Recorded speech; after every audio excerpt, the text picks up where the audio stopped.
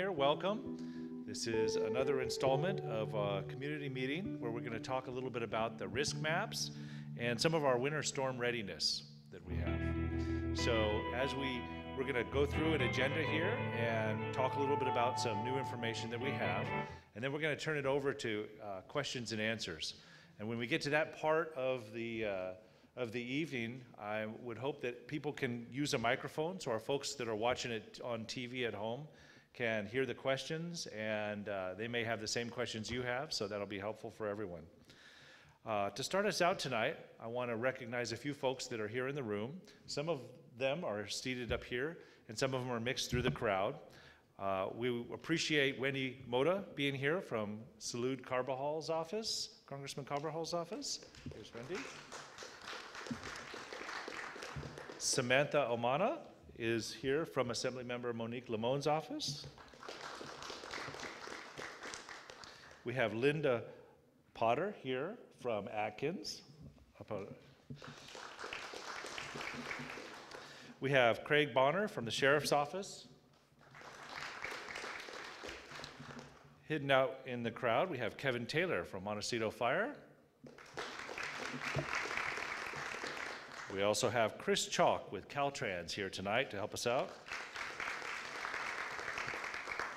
We have Jan Kogler here with Public Health. There she is in the back. We have Mark Jackson with us tonight from the National Weather Service, who is not over here. 5 seconds ago, he was sitting right here. It's always fun. Okay, we also have Tom Fayram here with our flood control district. Thank you, Tom. And we have Ellen Barger here as well from the County Education Office. There she is. And Suzanne Grimacy is here with our Behavioral Wellness Department. And with that, I'm going to go ahead and turn it over to First District Supervisor and Chair of the Board of Supervisors, Das Williams.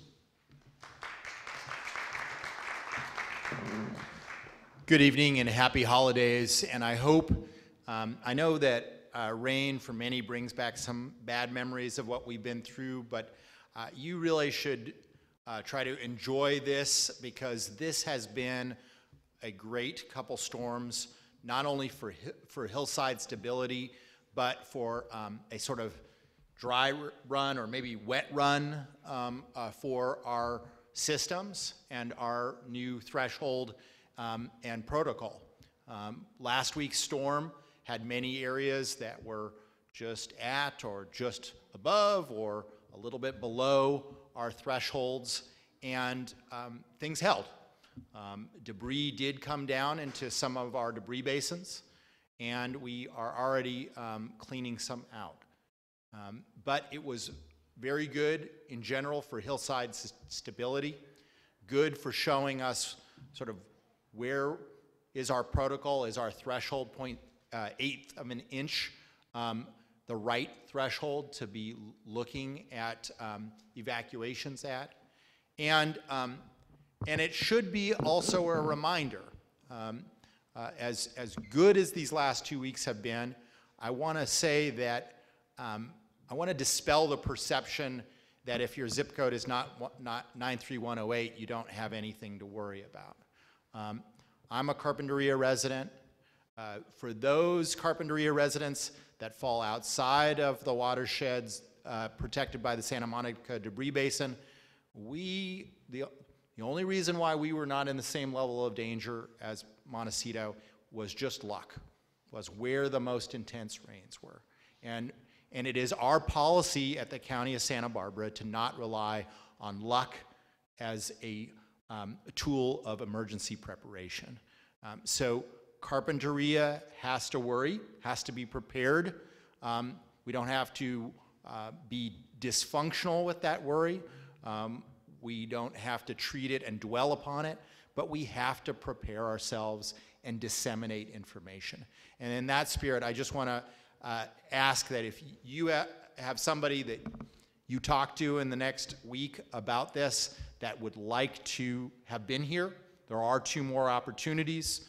One is Monday night at St. Joseph's if you are a Spanish speaker, and another one for English speakers in Montecito Union School, same time, but on Wednesday of next week.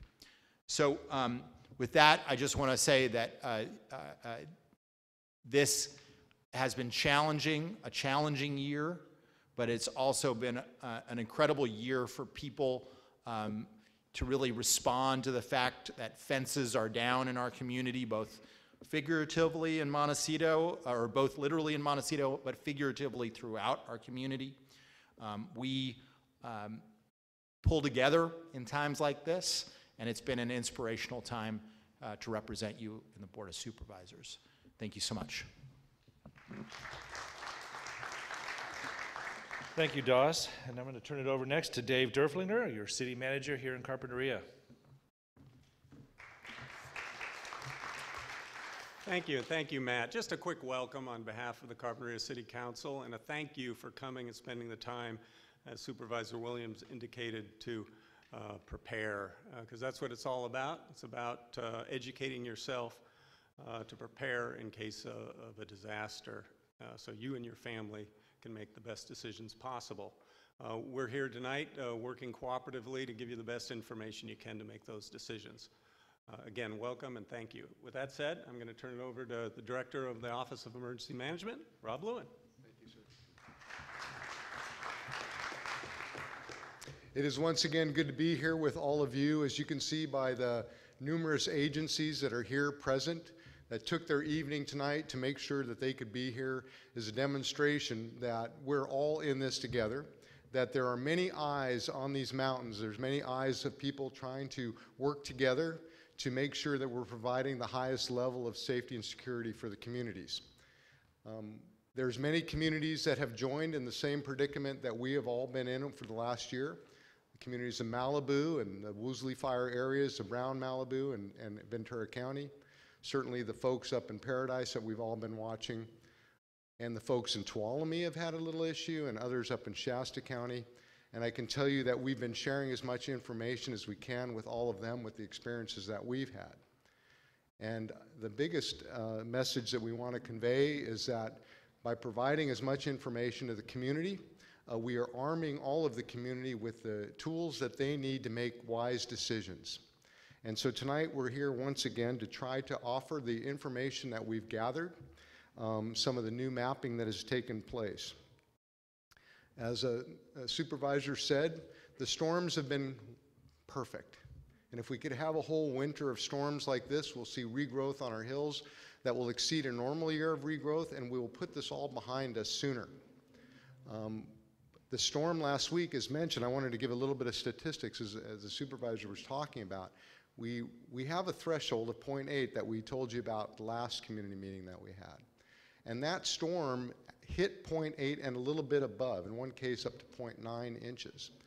And it actually caused debris flows in a couple of the debris basins, and the debris basins worked as engineered. The channels, because they're cleared out now, did see tumbling of rocks and water rising, but again, the channels performed well. And what that really told us as emergency managers is that the threshold that we provided you of 0.8 is an accurate number.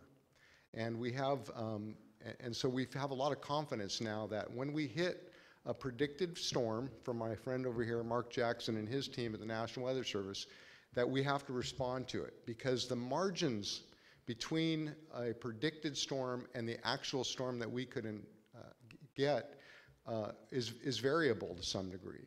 And so, as we all know from 1.9, that the predicted storm is one thing, but the storm we get is another thing.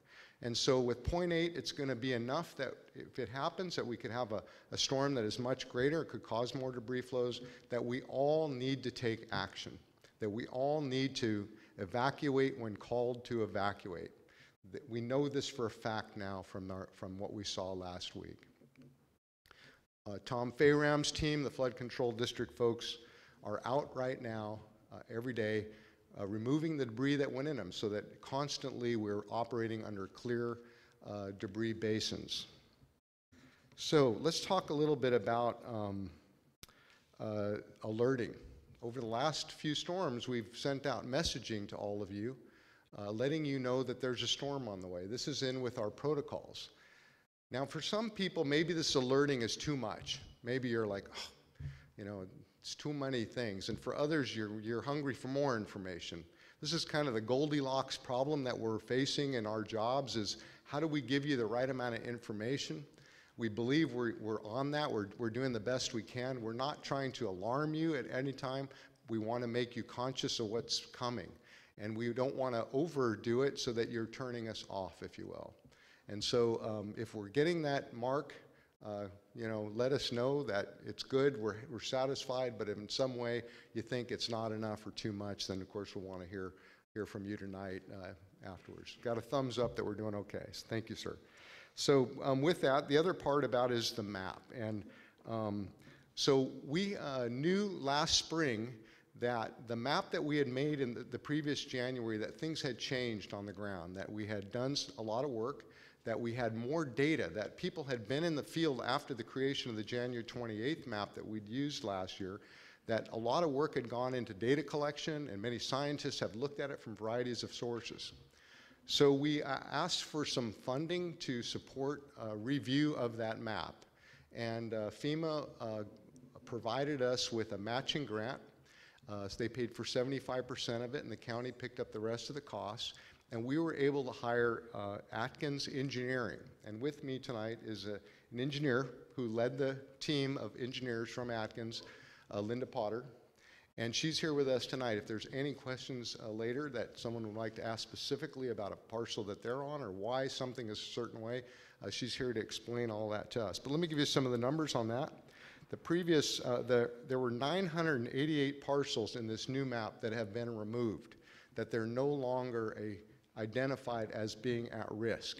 And I want you to have confidence in this new map. I have 100% confidence that this map is solid and that we're ready to go with it. So I want you all to have that as well. Of the 988 that were removed, there were, I don't have the number up here, but many of about half and half were in Montecito and half in Carpinteria.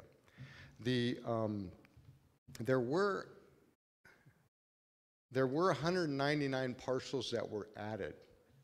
Now I know for folks that if you're one of these parcels that this is a concern, and again, we're here to explain the reasoning behind that and why that is. So in total now we have 1,508 total parcels. We had 2,496 before. So we're urging everyone to go to readysbc.org to pull up the map, type in their address, look and see what's on there. Tonight, later, we're going to hear from the Assistant Superintendent of County Schools about school closures and how they are. And the map also identifies the information from that. I'm going to show you the map here in a moment. So again, if the storm is predicted to be 0.8 and you're identified in a risk area, of course, we want you to take action. So I'm going to move over to the mic over here. We're going to put the map up here, and we're going to talk about the things that have changed on the map in specifics.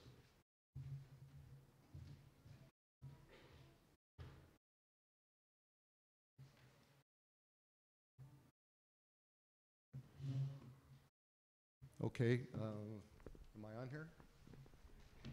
Okay, good. All right, so here we have the map up on the screen. And as you can see, it looks much like it did previous to when we loaded it up. I guess that was the Monday. And so let's zoom in a little bit. I'm going to work from west to east here. And the reason I'm going to show you Montecito, even though we're in Carpinteria, is because some folks aren't going to make the Montecito meeting and they're here tonight, or they're viewers at home. So I know that some of this will affect not all of you, but others will. The yellow areas, again, are identified as educational facilities, and this facility right here, of course, is the college up there, and then we have Cold Springs Elementary School. When I click on Cold Springs Elementary School, it gives information about whether the school will be open or closed. And you'll be able to do, it's exactly the same map that you're looking on. When I zoom in now on the map, every parcel has been reviewed by our operations folks. This is the sheriffs, the fire departments, public works from flood control. Everyone has gone through and identified which of the parcels individually. So when you click on your parcel, if you lived here, it's going to tell you that, yes, you're in a debris flow risk area and this is your address. And so you'll definitively know that you're impacted by it. So where were some of the changes that occurred? There was a lot of reduction over in some of these areas in here. There were additions in some of the areas in here, and down off of San Ysidro, there were some additions. So folks in this area need to make sure they get on and identify it. Here's Montecito Union School. This school will be closed, but as you can see from the map, the school itself is not in a debris risk area. This area in here is a debris risk area, but there's no parcels that are impacted by it. There's no structures that are impacted by it. So that's the difference between the ones with the red squares and the other red areas. Now, if you want to work with this map, you can click on these legends over here, and you can turn on and off different layers of the map. And if I want to turn on where the 1-9 debris flow occurred, I can click this map, or this legend item, and you can see that another color comes up. This is where the actual debris flow occurred on 1-9. And that, of course, was taken into consideration by our scientists. I'm going to turn that back off now.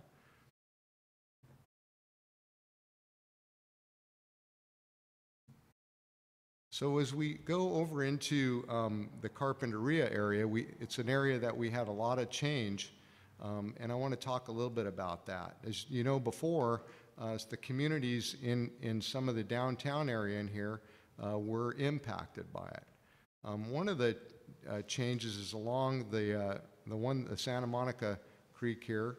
At the very top up here is the Santa Monica Basin, and I want to just for a moment talk about the Santa Monica Basin. We have 11 debris basins in the Thomas Burn area, impact area.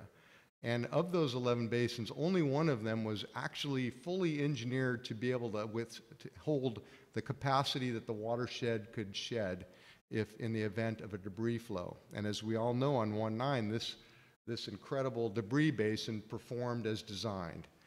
And so when the engineers were going through this, and again, Linda's here and can talk to folks individually or ask questions at the questioning part, her team determined that we can reduce the area below this creek because of the design of this debris basin if we were to experience another 1-9 debris basin, 1-9 debris flow, because it can handle it. Now, if we find that we have back-to-back debris flows, we have a storm that occurs, it fills up that debris basin, then we're going to have to go back and put in the map the old polygon that we had from last year on this one channel. This is a concrete line channel that runs through called the Santa Monica Creek. There's some additions up here in the foothills that were added. There's not a lot of homes in these, but they were added also. And then you can see along the Carpenter Creek area, there aren't a lot of homes. There's some backyards and things along here until you get very down into the flat areas down here, and this is some industrial areas down in this part. And then lastly, as we get down to the county line, there is some changes down here on Rincon Point. And so folks on Rincon Point need to make sure that they're taking a look at this map and identifying the risk for them. Okay, I'm going to go back up to the other mic.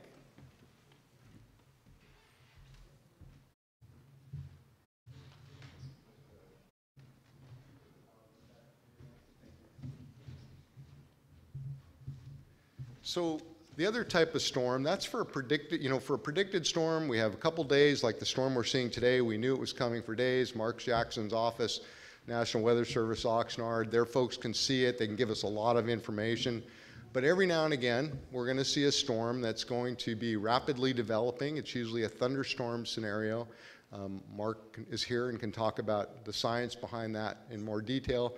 But in general, these come up quick, and sometimes they will give us little to no warning. And in those cases, we're not going to have time to evacuate people. And so what do you do if we're in a situation where you're merely getting a short amount of warning, or maybe even none at all, but there's now a debris flow? So the roads may be impacted, and we do not want people to put themselves in harm's way by going on a road that is in a debris flow area. So by going to the map and looking at your escape routes, that's how you're going to make some decisions about what you're going to do. If you can't leave the area, what we'd like you to be able to do is now take a moment and find a neighbor who's on high ground very close by that you can get to quickly. Now remember, it's going to be raining, it could be nighttime, so you need to be able to think about how you're going to do that in the rain, in the dark. So flashlights, coats, good shoes, always handy. What if you don't have a neighbor nearby? The next option for you is if you have a second-story home, to get up on the second story in the center. And of course, if you don't have a second, get into the center of your house that you're protected by debris. That's the options that we would have if we're a rapidly developing storm. We hope we get through the whole winter without ever having to experience anything like that, of course. But as we saw last week, the storm was well predicted, but on Thursday we had some cells that came over the storm, over the area that created some relatively intense rain, not enough for a debris flow, but they were there and they came up fast. And so we are messaging you that we're on it, we're looking at that, but there's still some uncertainty about that.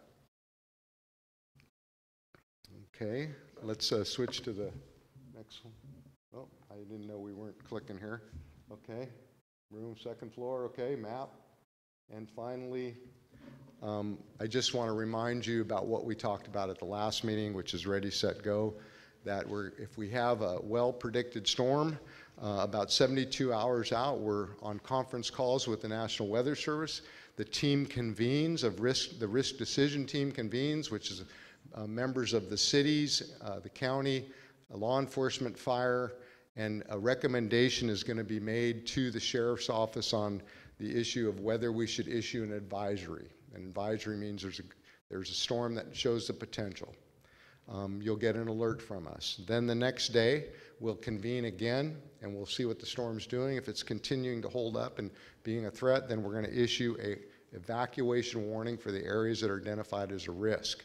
And that is the time for you to make sure you're well prepared to leave, that you know where you're going to go, that your family knows what they're going to do, that you have identified how you're going to gather your pets, how you're going to deal with any large animals, that you have a plan well in place, that you have cash ready, that you have the documents you want to take with you, anything that's super valuable to you, that your car is ready to go, it has fuel in it, that your phones are charged up, that your batteries, extra batteries for your phones, extra batteries for anything that like radios, etc. So you've looked at everything and you're ready to go. That's the evacuation warning period.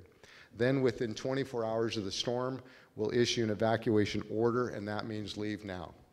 We will use all methods of alerting people for this one, including wireless emergency alert, social media, regular media, emergency alert system, the Aware and Prepare signups, Nixle, and our sheriff's office, who will come up in a few minutes and go through this all again, will be on the door-to-door. That'll happen at the leave now. And finally, we need some help. And we're asking for volunteers to come to City Hall at 9 a.m. on Sunday to help stuff handouts into some recyclable bags, and so that at 12 to 5 on Sunday afternoon, our volunteer organizations and our Sheriff's Search and Rescue and our Sheriff's deputies will be out handing out door-to-door information to everybody that's in a risk area here in Carpinteria. And the same thing will occur later in Montecito. So if you're able to come volunteer this Sunday, we could sure use your help. If you have any questions about that, Mimi is back here, and she's going to lead the charge on that for the city of Carpinteria. And with that, I'm going to turn it over to our Chief Deputy of the Sheriff's Office, Craig Bonner.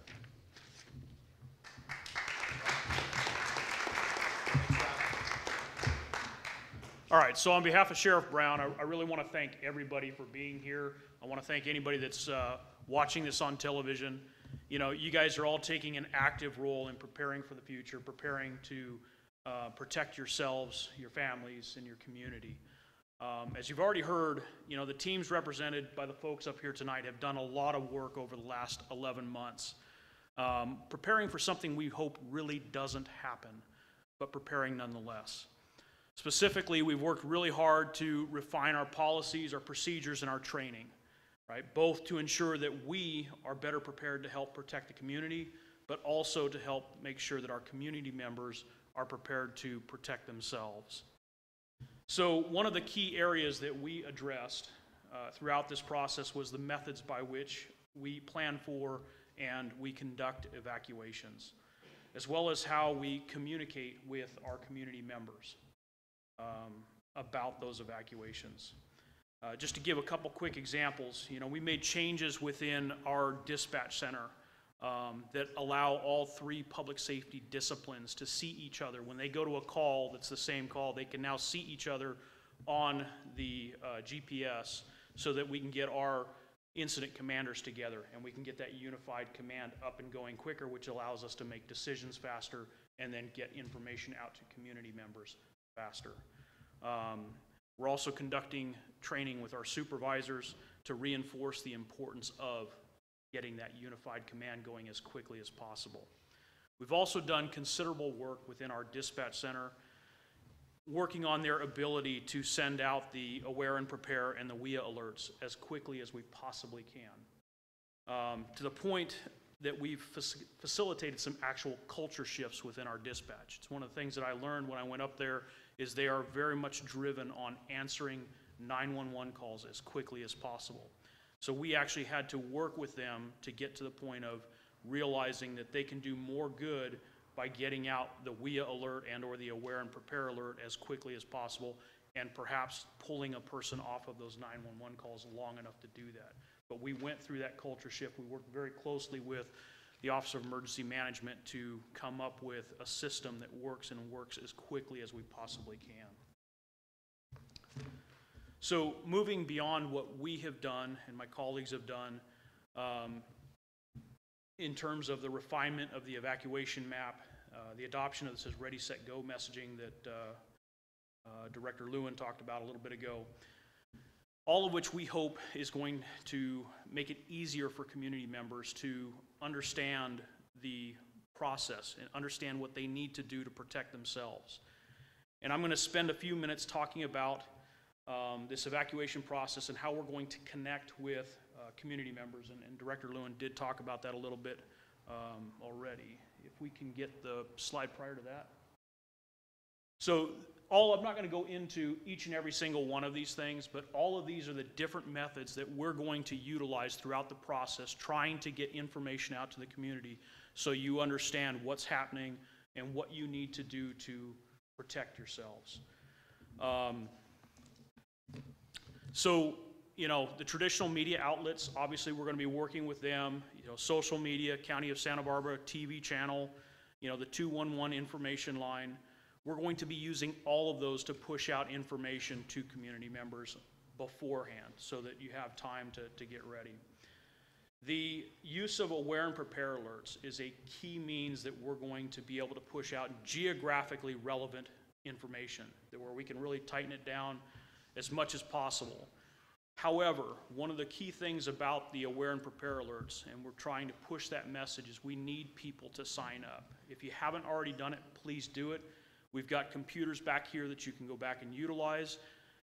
If you have family members that haven't done it, get them signed up and work with your neighbors and your family and your friends about getting signed up on that Aware and Prepare. It truly is a key means. We're going to be able to push out information via text messages, robo phone calls to your cell phones, to your landlines, the email alerts. All of those things are dependent upon you signing up for Aware and Prepare. So again, very important that we do that.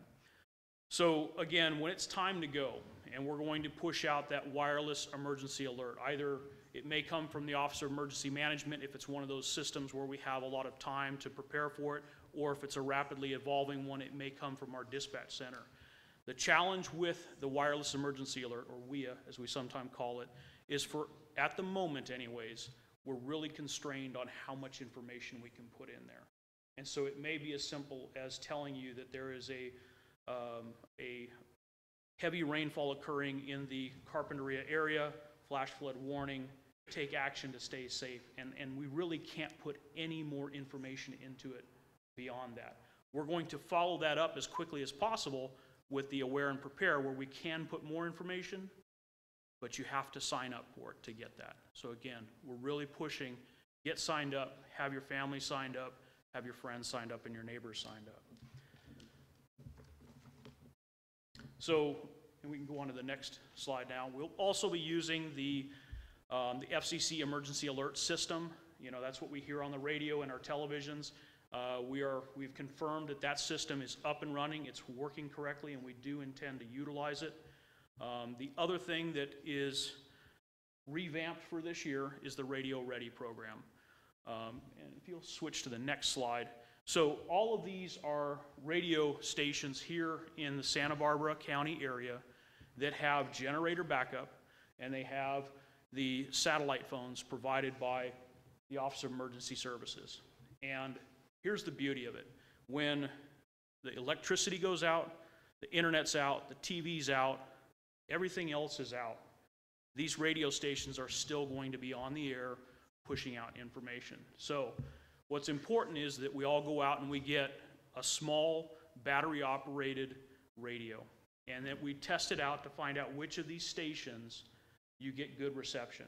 Because when everything else fails, you should still be able to get some information about what's going on and what you need to do to stay safe and or to get help via these. Even when the televisions, the telephones, cell phones, all that stuff isn't working. So again, it's time to go back to the 80s and get ourselves a little, you know, wireless or a battery-operated radio.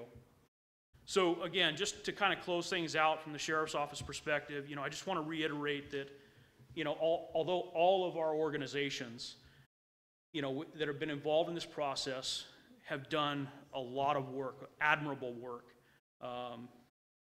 working together to mitigate these dangers and to prepare for what we, again, hope doesn't happen, it's equally important that community members take an active role in this process. Take some time to go to readysbc.org and learn about the preparations you can make to protect yourself, your family, and your neighborhood. Sign up to receive Aware and Prepare alerts, and most importantly, and it's been talked about a couple times before, begin making plans for your household, right, today. Don't wait until you get that emergency alert to begin figuring out how you're going to protect yourself. The time to do that is today, and begin making those plans. Thank you.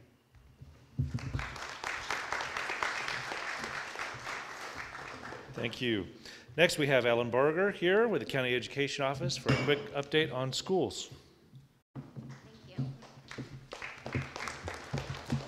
Thank you. First, I'd like to say thank you to everyone here, and also to show my appreciation for the rigor of the science, the engineering, and the planning that has gone into this preparation. As an educator, we really do appreciate that level of rigor. But I also want to express my gratitude on behalf of all of the educators in our community. What became very clear through our disasters, through our recovery, and in this planning is that this community prioritizes our schools and our children above all else. And so as we think about the private and public schools, I speak on behalf of all of our leaders to say our two main goals are keeping students safe and keeping students in school, because that's where they need to be, that's where they belong.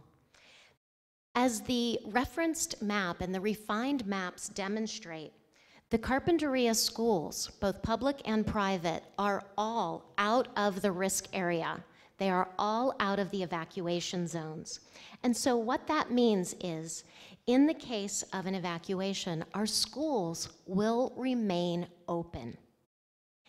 Also, Rob spoke about the rapidly developing storms. And in those cases, I think it's very important for kids to stay in school if this happens during school. So we've spoken with Superintendent Diana Rigby, and principal of Carpinteria High School, Gerardo Cornejo, is here as well, right over here.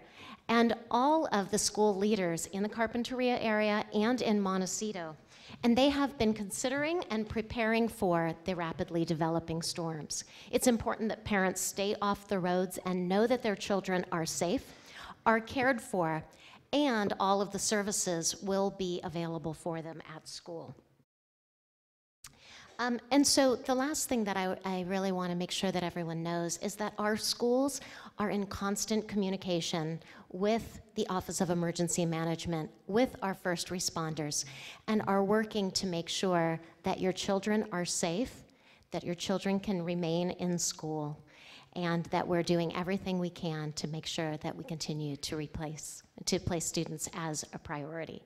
So I will be here for any individual questions after, as will Mr. Cornejo. Thank you. Thank you, Ellen. That was a great message for our schools. Next up, we have Suzanne Grimacy with our County of Santa Barbara's Behavioral Wellness Team to talk a little bit about the Community Wellness Team. Suzanne?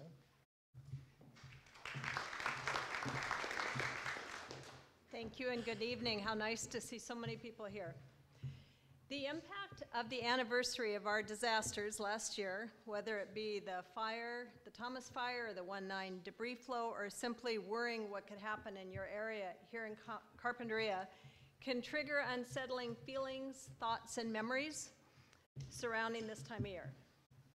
The anniversary reactions is what they call them in the mental health field that are triggered tell us that we're still going through the recovery and the healing process, and they're perfectly normal. Oftentimes people will ask, well, what's normal? What should I be feeling now around this time of the year? What are anniversary reactions? And they're very much the same as the feelings, the thoughts, the emotions that we felt at this time last year. So sadness, tearfulness, numbness, difficulty concentrating, irritability, fear, even physical symptoms of headaches or stomach aches. And for many people, these reactions can catch us by surprise. So it's important to know, and I think helpful to know, that should you suddenly experience a feeling or see another person, that this really is normal this time of the year. What can you do about that? And many parents ask, what can I do to help my kids or be aware of? Talk to other people about your feelings. Friends, family, professionals if need be, others that have shared the same experience. Know that anniversary dates, the actual date on the calendar alone, may not be the only date that you experience a reaction. It's really surrounding the time of year. Anniversaries of events that occur broadly in the community, and ours certainly count at that, will bring about media coverage, and you'll see more in the media and the TV and the paper, also very normal, but those things also can be triggering. So it's just to be aware. Take extra good care of yourselves and of others. And know that you're not alone in the way that you feel. And talk to others. After the Thomas Fire and the 1/9 debris flow, the Department of Behavioral Wellness was not in any way alone in our providing community support, but rather banded together with a group that we call now our Community Wellness Team. It's made up of about 15 different organizations to allow us a whole continuum of care that people in the community needed and may still need now. So ranging from crisis counseling, short-term counseling, long-term counseling, all the way to Cottage Hospital providing intensive outpatient programs and groups. I won't name all the organizations, but there's a few in the back, so I want to call attention. Hope 805 is, if you guys can put your hands up, Hope 805 was formed through a FEMA-funded grant, and they still remain active in the community, providing outreach and engagement, and are here tonight. Santa Barbara Response Network. Anthony is with us, is another organization that's a part of this team.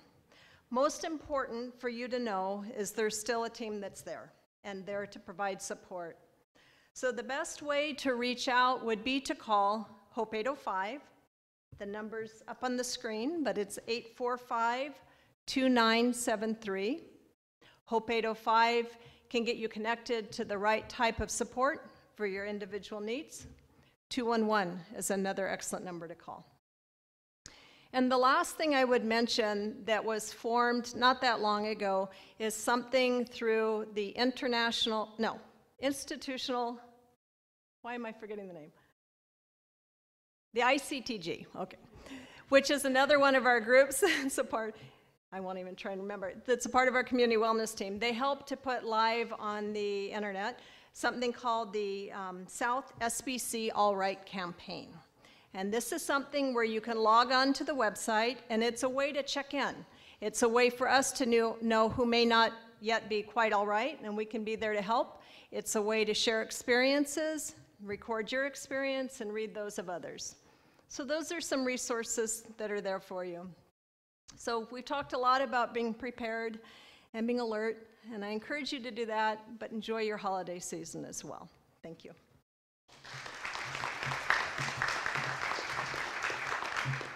Thank you. With that, I'm going to turn it over to Supervisor Das Williams, and then we're going to go into our question and answer period. So I just wanted to note, many of you saw how involved our Summerlin Fire Protection District staff were last time. They are still deeply involved, but they are swearing in both Chief Fish and I and my colleagues on the Board of Supervisors voted to appoint Lisa Gurvitz on the Summerlin Fire Protection District, and she's also being sworn in tonight. And so that, otherwise, Mayor Fred Shaw would also be here. So I just wanted to give you a word. The Summerlin Fire Protection District is still deeply involved with us. And a note about this aware and prepare, right? Most of the time at these meetings, most of the folks seem to believe that they are enrolled.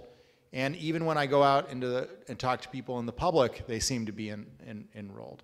But even after all that we have been through, only 12% of people countywide are enrolled, right?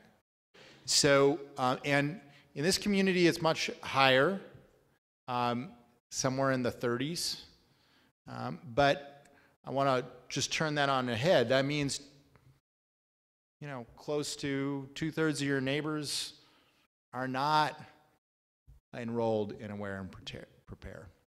And so I think there must be some confusion out there. They may get the WIA alerts, and they may believe that they're already signed up, but it's obvious that we need to get out there and get some more of our friends and neighbors and colleagues signed up. So just a last bit of urgency, readysbc.org. Get it to your neighbors. They need that information. And because there's always so many wonderful things happening in our community, and not everybody was able to make it tonight, we have 2 more meetings of this kind. One is Monday night, 5:30 at St. Joseph's. And that, for those that don't know, is 1532 Linden Avenue. They can wave hi at my house on the way. And on Wednesday at 5:30 at Montecito Union School, that, for those that don't know, is 385 San Isidro Road. So the Monday meeting will be in Spanish. The Wednesday meeting will all be in English, though we do have translation services available. Thank you so much. Thank you, Supervisor. And with that, we'd like to hear some questions from the community. If you can make your way up to the microphone, we'd be happy to answer some questions and provide some additional information. Yeah, that would be great. So I have a few questions. Can you hear me? Yeah.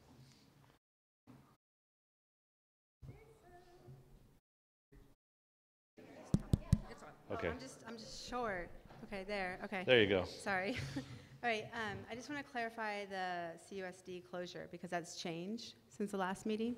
So if there's a mandatory evacuation for a storm, last meeting it was that all CARP schools would be closed. Now you're saying they will remain open because they all fall outside a debris flow risk area? That's right. The refined map now makes it that the school that was in is out, and there was only one school Aliso, that was okay. originally in, Aliso. Okay. And so now the new map showed that all of the schools are safe and out of the risk zone. Okay, okay, that's what I thought, I understood, okay.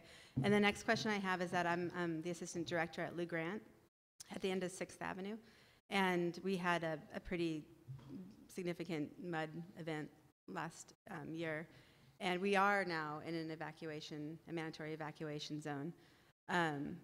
But can you talk a little bit about the status of the stormwater drainage system in Carp?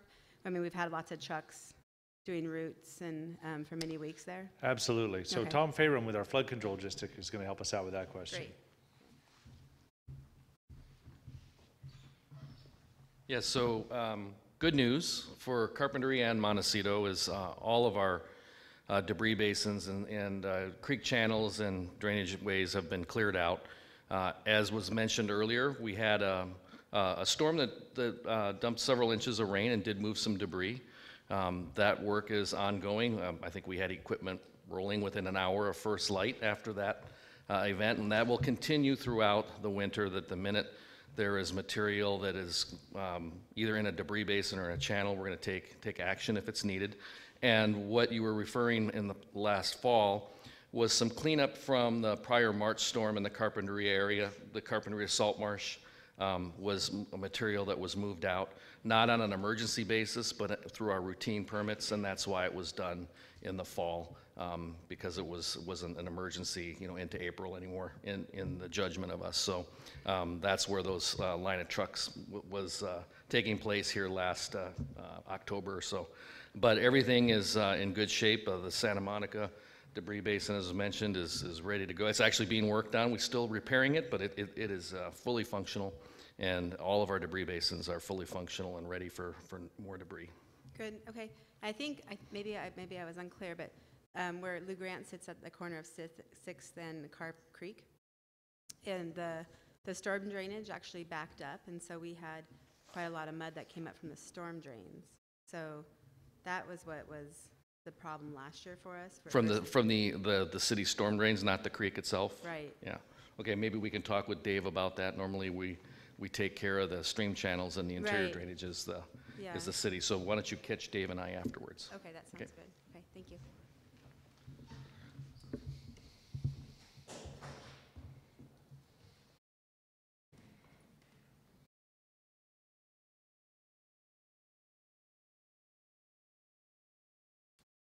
Hello. I wanted to say a few words on behalf of a forgotten risk factor. A lot of great work has been done around the county doing clearing channels, and I think that's fantastic. But one area that's been forgotten, I'm afraid, is Rincon Creek. It's on the county line. Neither county seems to feel that they have the authority to touch it. I've lived next to that creek for 40 years, so I know it well. And if you leave debris in the channels and they come down and clog the tunnel underneath the 101, then there's going to be real trouble. So I'm hoping that some effort can be made to try to assess the debris in the channel and hopefully thin it out. Thank you. Okay, thank you. We'll have some folks take a look at that. Right. Do we have any other questions here from the group? Okay, seeing none, our folks are going to stick around a little bit later here. If you have questions, come on up and find out which agency can help you out. I'd also like to thank Joe Black for being here tonight to help us out with translation. Thank you, Joe. And thank you to the City of Carpinteria for having us. We appreciate it. Thank you.